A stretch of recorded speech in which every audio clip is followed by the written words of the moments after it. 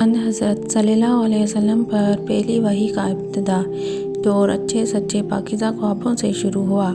آپ خوابوں میں بھی جو کچھ دیکھتے ہو صبح کی روشنی کی طرح صحیح اور سچا ثابت ہوتا۔ پھر من جانب خودت آپ تنہائی پسند ہو گئے اور آپ صلی اللہ علیہ وسلم نے غار حرا میں خلوت نشینی اختیار فرمائی اور کئی دن اور رات وہاں مسلسل عبادت اور یاد الہی و ذکر و فکر میں مشغول رہتے۔ جب تک گھر آنے کو دل نہ چاہتا تو شاہ ہمراہ لیے ہوئے وہاں رہتے۔ تو شاہ ختم ہونے پر ہی اہلیہ محترمہ حضرت خدیجہ رضی اللہ تعالیٰ عنہا کے پاس تشریف لاتے اور کچھ تو شاہ ہمراہ لے کر پھر وہاں جا کر خلوت گزین ہو جاتے۔ یہی طریقہ جاری رہا یہاں تک کہ آپ پر حق منکشف ہو گیا اور آپ غار حرا ہی میں قیام پذیر تھے کہ اچانک حضرت جبریل علیہ السلام آپ کے پاس حاضر ہوئے اور کہنے لگے کہ اے محمد پڑھو۔ آپ فرماتے ہیں کہ میں نے کہا کہ میں پڑھنا نہیں جانتا۔ آپ صلی اللہ علیہ وسلم نے فرماتے ہیں کہ فرشتے نے مجھے پکڑ کر اتنے زور سے کھینچا کہ میری طاقت جواب دے گئی، پھر مجھے چھوڑ کر کہا کہ پڑھو۔ میں نے پھر وہی جواب دیا کہ میں پڑھا ہوا نہیں ہوں۔ اس فرشتے نے مجھ کو نہایت ہی زور سے کھینچا کہ مجھ کو سخت تکلیف محسوس ہوئی۔ پھر اس نے کہا کہ پڑھ۔ میں نے کہا میں پڑھا ہوا نہیں ہوں۔ فرشتے نے تیسری بار مجھ کو پکڑا اور تیسری مرتبہ پھر مجھ کو کھینچا، پھر مجھے چھوڑ دیا اور کہنے لگا کہ پڑھو اپنے رب کی نام کی مدد سے جس نے پیدا کیا اور انسان کو خون کی پٹکی سے بنایا۔ پڑھو اور آپ کا رب بہت ہی مہربانیاں کرنے والا ہے۔ بس یہی آیتیں آپ حضرت جبریل علیہ السلام سے سن کر اس حال میں غار حرا سے واپس ہوئے کہ آپ کا دل اس انوکھے واقعے سے کانپ رہا تھا۔ آپ حضرت خدیجہ کے ہاں تشریف لائے اور فرمایا کہ مجھے کمبل اوڑھا دو، مجھے کمبل اوڑھا دو۔ لوگوں نے آپ کو کمبل اوڑھا دیا۔ جب آپ کا ڈر جاتا رہا تو آپ نے اپنی زوجہ محترمہ حضرت خدیجہ رضی اللہ تعالیٰ عنہا کو تفصیل کے ساتھ یہ واقعہ سنایا اور فرمانے لگے کہ مجھ کو اب اپنی جان کا خوف ہو گیا ہے۔ آپ کی اہلیہ محترمہ حضرت خدیجہ رضی اللہ تعالیٰ عنہا نے آپ کی ڈھارس بندھائی اور کہا کہ آپ کا خیال صحیح نہیں ہے۔ خدا کی قسم آپ کو اللہ کبھی رسوا نہیں کرے گا۔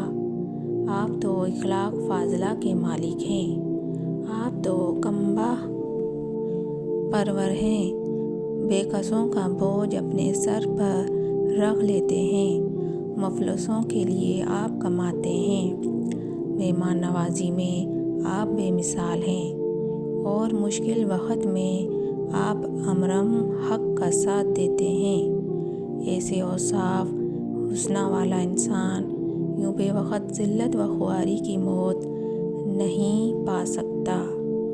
پھر مزید تسلی کے لیے حضرت خدیجہ رضی اللہ تعالیٰ عنہا آپ صلی اللہ علیہ وسلم کو ورقہ بن نوفل کے پاس لے گئیں جو ان کے چچا زاد بھائی تھے اور زمانہ جاہلیت میں نصرانی مذہب اختیار کر چکے تھے اور عبرانی زبان کے کاتب تھے۔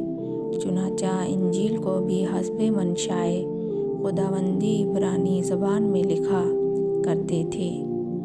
انجیل سریانی زبان میں نازل ہوئی تھی، پھر اس کا ترجمہ عبرانی زبان میں ہوا۔ ورقہ اسی کو لکھتے تھے۔ وہ بہت بوڑھے ہو گئے تھے، یہاں تک کہ ان کی بینائی بھی رخصت ہو چکی تھی۔ حضرت خدیجہ رضی اللہ تعالیٰ عنہا نے ان کے سامنے آپ کے حالات بیان کیے اور کہا کہ اے چچا زاد بھائی، اپنے بھتیجے محمد صلی اللہ علیہ وسلم کی زبانی ذرا ان کی کیفیت سن لیجئے۔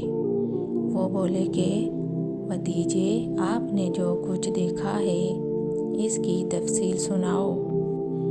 چنانچہ آپ صلی اللہ علیہ وسلم نے اول تآخر پورا واقعہ سنایا، جسے سن کر ورقہ بے اختیار ہو کر بول اٹھے کہ یہ تو وہی ناموس معزز دان فرشتہ ہے جسے اللہ نے حضرت موسیٰ علیہ السلام پر وحی دے کر بھیجا تھا۔